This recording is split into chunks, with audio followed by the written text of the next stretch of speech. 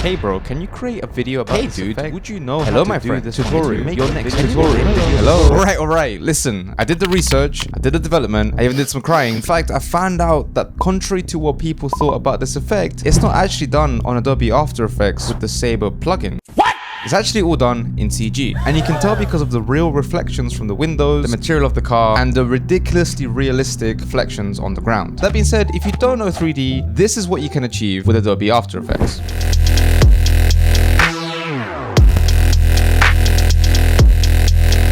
Before we start, head down to the description and download the free plugin Saber. And if you're interested, the project files and footage, use the hashtag CamiSeesTuts to be featured in a future Reacts episode. And with that being said, let us begin. So drag your clip into After Effects. If you do any warp stabilizations or change in scale, etc., make sure to pre-compose and move all attributes to a new composition before the next step. Color change. I duplicated my clip first, then I added the hue saturation effect, selected the color of the car, blue, and then I changed the hue until I got green. And since I have some sign on the side, I just did the same. Now you have two clips with different color cars, leading us to the color wipe. So you would think that you could just add a wipe effect and you're done, but it looks pretty average if you just do that. So if you manually add a mask that follows the shape of the car, it looks way better. We do that by using the pen tool on the top layer, selecting an area outside the car to begin with, clicking the stopwatch on the mask, moving a few frames, and then expanding that mask so that it covers the whole car. Then you play the clip and essentially frame by frame align this to the crooks and crevices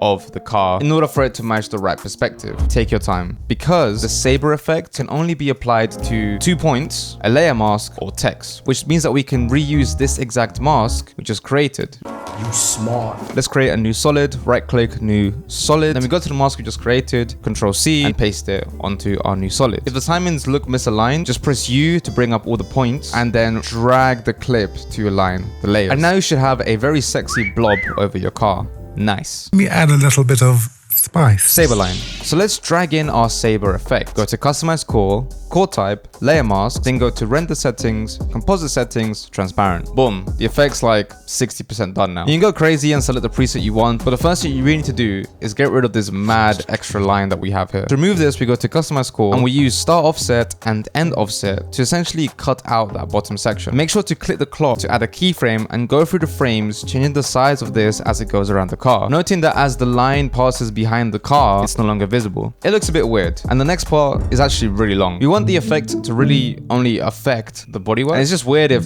a Saber line is going through a window. You know what I mean? So we need to mask out the windows and the tires and the body of the car. This may take you some time, but you've cancelled your future plans. Make sure to add some feathering. One eternity later. We have our effect. A quick tip though that took me ages to figure out is to keyframe the mask opacity in order for the flame, smoke, and distortion to appear in front of the window right before it gets sucked in underneath it. A great compositing trick to sell our effect is to add some glow into our environment. Think about what areas are reflective and would have a glow appear. An easy one is the floor. So let's create one by creating a new adjustment layer, adding lumetri or just a tint effect, and then masking the areas around it that will experience the glow. Then we just keyframe them and track them around the car as our Saber line moves. Then you can add some feathering. Then we change the blending mode of this to soft light or screen. If you don't have blending modes, just click here where it says toggle switches and modes, and then you should have it. And finally, we have this. If you do try this effect, I would consider trying it with this bubble effect that you can learn in this video here. This and all my project files are available on my Patreon's links below. And with that being said, I'll see you in the next video.